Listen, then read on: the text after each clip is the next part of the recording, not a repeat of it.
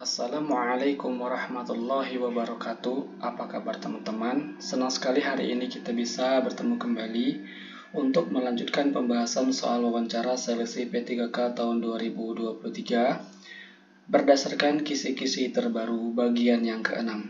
Kami telah mengupload video sebelumnya. Silakan teman-teman untuk melihat kembali melalui link yang telah kami lampirkan pada deskripsi video ini. Baiklah, langsung saja kita mulai. Anda adalah seorang pegawai di tempat Anda bekerja. Anda selalu bekerja dengan penuh semangat dan dengan dedikasi yang tinggi. Pada tahun selanjutnya, Anda mendapat jabatan yang berbeda dengan jabatan Anda sebelumnya, menggantikan salah satu rekan kerja yang juga dipindahkan jabatannya, namun masih tetap dalam satu perusahaan yang sama. Namun selama 1 tahun sebelumnya, Anda sudah sangat sering mengamati cara kerja rekan yang Anda gantikan dalam mengerjakan tugasnya dalam jabatannya yang sekarang menjadi jabatan Anda. Yang akan Anda lakukan adalah A. Mempelajari dan membaca tupoksi, memahami dengan seksama dan bertanya kepada rekan yang sebelumnya menjabat mengenai bagaimana ia menjalankan tugas pada jabatan sebelumnya, kemudian melaksanakan dengan semangat dan motivasi yang tinggi. Mempelajari dan membaca tupoksi, serta bertanya kepada rekan kerja kita yang sebelumnya menjabat, maka ini sangat bagus, kita simpan terlebih dahulu.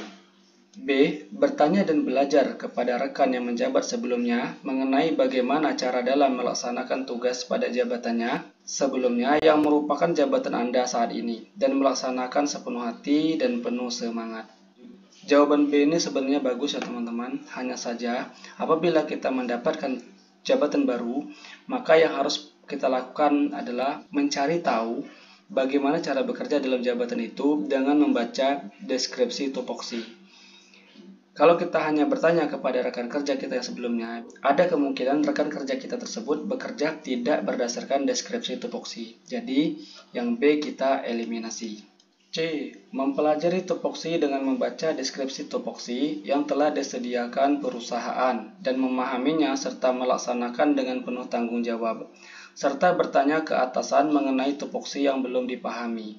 Apabila kita mendapatkan jabatan baru, hal yang harus kita lakukan pertama kali adalah mempelajari tupoksi dengan membaca deskripsi tupoksi yang telah disediakan oleh perusahaan. Kemudian kita baca, setelah kita membaca secara keseluruhan, ada hal-hal yang tidak kita pahami, maka kita bertanya kepada atasan. Ini sangat bagus sekali, kita simpan terlebih dahulu. D. Bertanya dan belajar kepada rekan yang menjabat sebelumnya mengenai bagaimana cara dalam melaksanakan tugas pada jabatan sebelumnya yang merupakan jabatan Anda saat ini, kemudian melaksanakan sebaik mungkin tugas yang mampu dilaksanakan. Bertanya dan belajar hanya kepada rekan sebelumnya, kita melaksanakan semua yang diajarkan rekan kita saja pun tetap salah, karena kita seharusnya belajar melalui deskripsi tupoksi. Ya, di sini disebutkan sudah hanya belajar kepada rekan yang menjabat sebelumnya, ini ditambah lagi melaksanakan tugas sebaik mungkin yang mampu dilaksanakan. Sementara yang tidak mampu dilaksanakan bagaimana? Maka yang ini kita eliminasi. Di antara A dan C, jawaban yang terbaik tentunya pasti yang C. Karena apabila kita mendapatkan tugas baru, hal yang harus kita lakukan adalah kita mempelajari tupoksi dengan membaca deskripsi tupoksi dengan seksama. Apabila ada yang belum kita pahami, maka kita langsung bertanya kepada atasan bagaimana cara melaksanakan tugas tersebut. Untuk yang A, poinnya 3.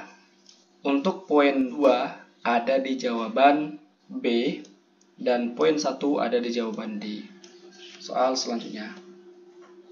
Anda adalah seorang pegawai. Ketika tanggal gajian, Anda mengetahui berdasarkan keterangan daftar gaji, terdapat uang lembur yang jumlahnya 100.000 yang ditambahkan ke dalam gaji Anda. Namun, Anda merasa tambahan lembur seharusnya hanya 90.000. Apa yang akan Anda lakukan? A. Menyampaikan kepada staf HR tentang tambahan lembur Anda, karena sepertinya telah terjadi kesalahan penghitungan lembur yang berlebih, agar Anda bisa menerima sesuai dengan aturan yang berlaku. Apabila kita merasa lemburan yang diterima lebih besar daripada yang seharusnya, maka dengan menyampaikan kepada staf HR, maka ini adalah pilihan sangat bijak, kita simpan terlebih dahulu. B. Tidak memakai atau membelanjakan kelebihan uang lembur yang diterima. dan akan dikembalikan jika suatu saat diketahui bahwasanya telah terjadi kesalahan dan perhitungan lembur Anda. Tidak memakai atau tidak membelanjakan kelebihan uang lembur yang diterima, ini sangat bagus sekali ya teman-teman. Namun di sini disebutkan akan dikembalikan jika suatu saat diketahui bahwasanya telah terjadi kesalahan. Nah, bagaimana kita mengetahui ini terjadi kesalahan atau tidak? Terus sampai kapan kita akan mengetahui ini kesalahan atau tidak? Maka ini akan kita eliminasi. C. Tidak mungkin HR salah dalam perhitungan lembur. Lagi pula lebihnya hanya 10.000 saja. Ini tetap tidak boleh ya teman-teman, kita eliminasi.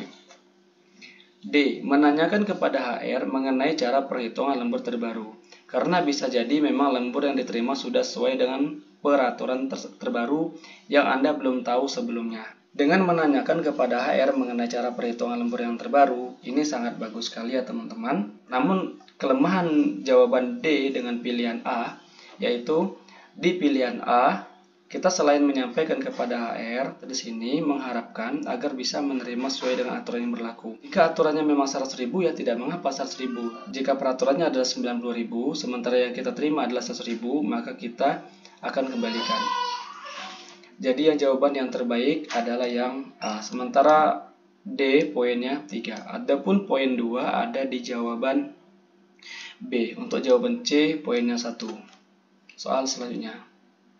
Anda adalah kepala bidang di tempat Anda bekerja. Suatu ketika, Anda mendapatkan informasi bahwa salah satu pegawai telah menggunakan mobil dinas untuk keperluan pribadinya. Sikap Anda adalah A. Mengadakan rapat mengenai permasalahan penggunaan mobil dinas untuk keperluan pribadi bagi pegawai, kemudian mengambil tindakan kepada pegawai yang bersangkutan. Mengadakan rapat apabila terjadi permasalahan, dari hasil rapat kita bisa mengambil tindakan, maka ini sangat bagus, kita simpan terlebih dahulu. B. Mengirimkan surat teguran kepada pegawai yang bersangkutan agar tidak bermudah-mudahan dalam menggunakan mobil dinas untuk keperluan pribadi. Pada soal ini disebutkan bahwasanya kita mendapatkan informasi. Jadi informasi di sini belum jelas apakah benar atau salah ya teman-teman. Jadi apabila langsung mengirimkan surat teguran maka ini tidak etis. C. Mendiamkan saja, nanti juga sadar sendiri. Dengan mendiamkan saja apabila terindikasi ada kesalahan dari pegawai kita, maka ini juga tidak tepat. D. Memanggil pegawai yang bersangkutan untuk mendapatkan keterangan, kemudian menyampaikan bahwa mobil dinas hanya untuk keperluan dinas saja, atau setelah mendapatkan izin dari atasan. Nah, ini jawaban yang paling tepat yaitu yang D, di mana apabila kita mendapatkan informasi bahwa salah satu pegawai telah menggunakan mobil dinas, ini masih sifatnya masih informasi belum jelas, maka kita panggil pegawai yang bersangkutan, kemudian kita minta keterangan yang detailnya bagaimana. Kemudian kita sampaikan bahwasanya mobil dinas hanya untuk keperluan dinas saja, kecuali setelah mendapatkan izin dari atasan. Maka yang D poinnya 4, yang A poinnya 3, sementara poin 2 ada di jawaban B, dan poin 1 C. Anda mengikuti seleksi P3K pada tahun ini. Setelah mengikuti berbagai administrasi dan seleksi yang ketat, dan dalam waktu yang cukup panjang, tiba waktunya pengumuman kelulusan. Dari daftar nama yang dinyatakan lulus, nama Anda adalah salah satu peserta seleksi yang dinyatakan lulus untuk menjadi pegawai P3K. Namun, Anda ditugaskan ke daerah terpencil yang cukup jauh dari tempat tinggal Anda saat ini. Sikap Anda? A. Saya bersedia ditempatkan di mana saja, karena itu sudah menjadi risiko yang harus diambil karena telah mengikuti seleksi P3K. Bersedia ditempatkan di mana saja, karena sudah kita pikirkan sebelumnya memang itu resikonya. Ini bagus sekali, kita simpan terlebih dahulu. B. Saya bersedia ditempatkan di mana saja karena saya merasa menjadi bagian dari masyarakat Indonesia. Dimanapun saya bekerja, saya akan tetap profesional menjalankan tugas. Ini Masya Allah, pilihan sangat bagus, kita simpan.